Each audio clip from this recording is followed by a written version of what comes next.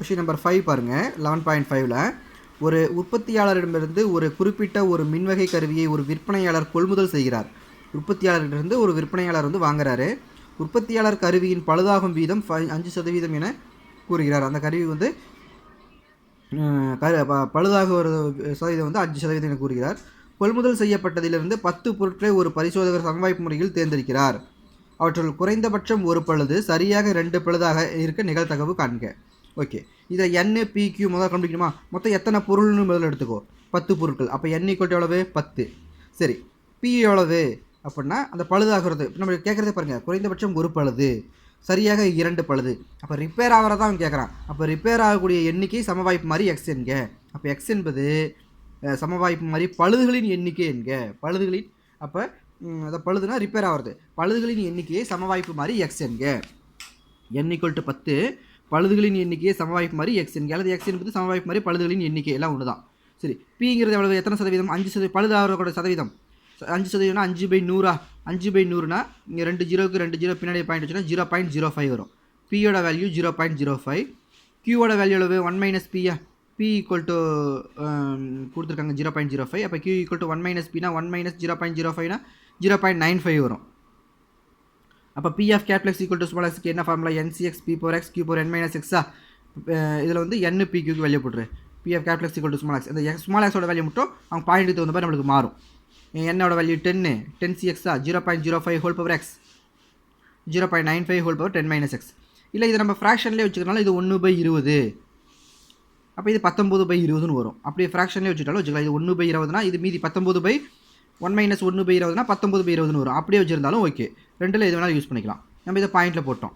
சரி, குறைந்தபட்சம் ஒரு பழுத இருக்க நிகழ்த்தகவா = குறைந்தபட்சம்னா என்னது?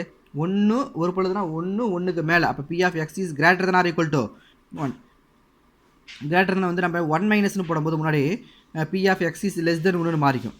1 - x 1 விட சின்னதுனா 0 மட்டும் தான். அப்போ P of X = 0. அப்போ 1 - இதில் ஈக்குவல் டு வர மாதிரி நம்ம மாற்றிக்கிட்டோம். இப்போ 1 - இதில் எக்ஸுக்கு பதிலாக 0 போடுங்க. 10C0 0.05 0 0.95 10 - 0. அப்போ டோட்டலாக 1 - இதோட வேல்யூ 1 இதோட வேல்யூ 1. அப்போ ரெண்டு போட தேவையில்ல. 0.95 10 அது மட்டும் எழுதினா போதும். அடுத்தது P of சரியாக 2 பழுது. அப்படின்னா P of X = 2வா? சரியாக 2 பழுதுனா X = 2. அப்போது இதில் எக்ஸுக்கு பதிலாக 2 போடுங்க. 10C2 0.05 2 0.95 8ன்னு வரும். அவ்வளோதான் ஆன்சர். 8. அடுத்த கொஸ்டின் நம்பர் 6க்கு வரோம். ஒரு பாதரச ஆவி விளக்கின் பயன்படும் காலம் குறைந்தபட்சம் 600 மணி எனில் நிகழ்தகவு 0.9 எனில் அத்தகைய 12 விளக்குகளில் சரியாக 10 விளக்குகளில் பயன்படும் காலம் குறைந்தபட்சம் 600 மணி. குறைந்தபட்சம் 11 விளக்குகளில் பயன்படும் காலம் குறைந்தது 600 மணி. குறைந்தபட்சம் 2 விளக்குகளில் பயன்படும் காலம் குறைந்தது 600 மணி கூட இல்லாததற்கான நிகழ்தகவு காண்க. எல்லாத்துலேயுமே 600 மணி தான். அப்போ அந்த 600 மணிங்கிறத நம்ம எங்கேயுமே நம்ம எடுத்துக்க தேவையில்லை. ஏன்னா கொஷினில் கொடுத்துக்கிறது தான் 600 மணிக்கான நிகழ்தகவு தான். நம்ம ஆன்சர் கேட்டுக்க எல்லாமே 600 மணி. அப்போ அதிகம் யூஸ் பண்ணுற மாதிரி இருக்காது. எப்படி பாருங்கள், மொத்தம் எத்தனை விளக்குகள்? அதிக 12 விளக்குகள். டோட்டலாக 12 விளக்கு இருக்குது. அப்போ N = 12. Pனா என்னது? வெற்றியின் நிகழ்தகவா?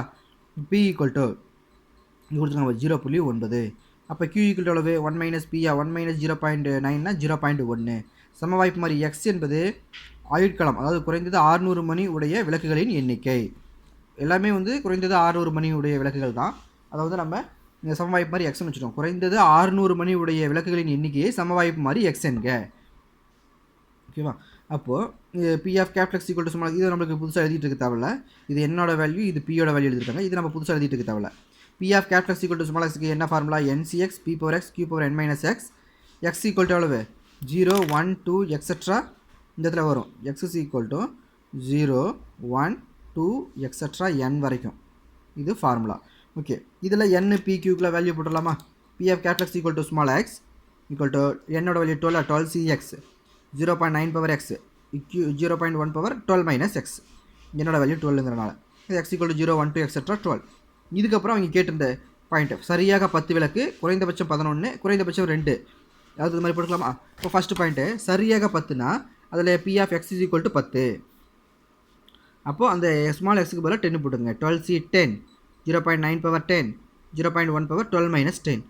அப்போ 12C10ங்கிறது எதுக்கு ஈக்குவல் 12C10 அப்படியே வச்சுட்டோம். ஆக்சுவலாக இதை 12C2ன்னு கூட எழுதிக்கலாம். ஏன்னா 12லேருந்து 10 மைனஸ் பண்ணு 2 தானே, அப்போ 12C2ன்னு கூட போட்டுக்கலாம். இல்லை அதை அப்படியே வச்சுட்டாங்க. 0.9 பவர் 10 இது 0.1 பவர் 2 அவ்வளோதான். இதை அப்படியே விட்டுருங்க. அடுத்து குறைந்தபட்சம் 11னா 11ம் 11க்கு மேலே தானே, குறைஞ்சது 11 அப்படின்னா 11க்கு மேலே. அப்போ exceeds P of exceeds greater than equal to 11. 11 இப்போ நம்ம இதை 1 மைனஸ்னு மாற்றணும்னு வச்சுக்கோ, எக்ஸீஸ் லெஸ் தென் 11 வருமா, லெஸ் தென் 11 வரை குறைவுனா 0லேருந்து 10 வரைக்கும் எழுதணும். ரொம்ப அதிகமான நம்பர் இருக்குது. 11ஓட பெருசு அப்படியே எழுதிட்டோம்னா ஈஸி. ஏன்னா P of X equal to 11 plus P of X equal to 12 அவ்வளோதான், அதுக்கு மேலே வராது. அப்போ இதை லெஸ் தென்னு மாற்றினா கவுண்டிங் அதிகமாக வரனால நம்ம மாற்ற வேண்டாம்.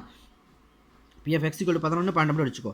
அப்போது இந்த இதில் எக்ஸுக்கு பதிலாக 11. இப்போ 12C11 0.9 பவர் 11 12 மைனஸ் 11 அவ்வளவு இங்கே 1 வரும். 12 மைனஸ் 11 அப்படி வச்சுட்டாங்க. அடுத்த ஸ்டெப்பில் சொல்லிக்கலாம். அடுத்து 12C12 0.9 பவர் 12 0.1 பவர் 0 12 மைனஸ் 12.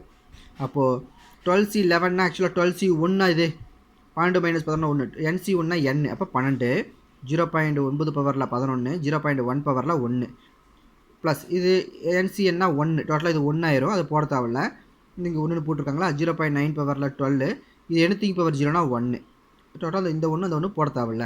இப்போ ரெண்டுலேயும் காமனாக 0.9 பவரில் எவ்வளோ வெளியே எடுத்துருக்கோம், 11 வெளியே எடுத்துடலாம். ஏன்னா இதில் 12 இருக்குது, இதில் 11 இருக்குது. அப்போ 0.9 பவர் 11 நம்ம வெளியே எடுத்துக்கிறோம்.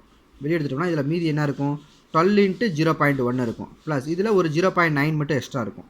அப்போது P of X is greater than or equal to 11 அப்படின்னா நம்மளுக்கு என்ன வரும்னா, இதில் 12 × 0.1னா 1, அதாவது இந்த 12 × 0.1னா 1.2ன்னு வருமா. 1.2 கூட இந்த 0.9 கூட்டும்போது 2.1 வருமா. அப்போ 2.1 × 0.9 ஹோல் பவர் 11 அவ்வளோ. அடுத்தது குறைந்தபட்சம் 2 இல்லாமல் இருப்பதற்கான 2 இல்லாமல் என்றால், ஏன்னா லாஸ்ட் பாயிண்ட் மட்டும் கேட்கும்போது என்ன கேட்டிருக்கான், லாஸ்ட் பாயிண்ட் மட்டும் 600 மணி கூட இல்லாமல் இருப்பதற்கான நிகழ்தகவு. 2 விளக்குகளில் குறைந்தபட்சம் 2 விளக்குகளில் பயன்படும் காலம் கூட இல்லாமல் இருப்பதற்கான நிகழ்தகவுன்னு கொடுத்துறதுனால 2 கூட இருக்கக்கூடாது. அப்படின்னா எத்தனை இருக்கலாம், இப்போ P of X is less than 11 less than, ஏன்னா 2 இல்லாமல் இருக்கணுமா, அப்போனா இப்படி போட்டுக்கலாம். P of X is greater than or equal to 2வா, எக்ஸ் இஸ் கிரேட்டர் தன் 2 இல்லாமல் இருக்கணும். அப்போ greater than or equal to 2னா 1 மைனஸ் போடும்போது P of X is less than 2 வந்துருமா, லெஸ் தென் 2. அப்போ 1 மைனஸ் 2.1 × 0. அது லெஸ் தென் 2னா 2 விட குறைவு, ஏற்கனவே இங்கே போட்டிருக்கோம். இந்த குறைந்தபட்சம் 2 இந்த மாதிரி போட்டிருக்கலையே, அந்த மாதிரி. அப்போது 2 இல்லாமல் P of X is greater than or equal to 2னா 1 மைனஸ் போடும்போது P of X less than 2. இங்கே லெஸ் தென் 2க்கு இந்த ஃபார்முலா சப்ஸ்டிட்யூட் பண்ணால் உங்களுக்கு ஆன்சர் என்ன கிடைக்கும், 1 மைனஸ் 2.1 × 0.11 இது மாதிரி கண்டுபிடிச்சிக்கலாம். அதை விட எது ஈஸினா இது easy.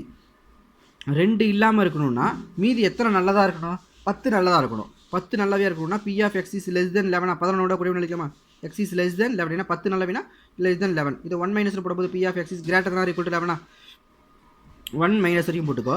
B of X is greater than or equal to 11க்கான ஆன்சர் இந்த ஆன்சர். இதை எடுத்து அப்படியே எழுதிக்கலாம். உங்களுக்கு இதுதான் பெஸ்ட்டாக இருக்கும்.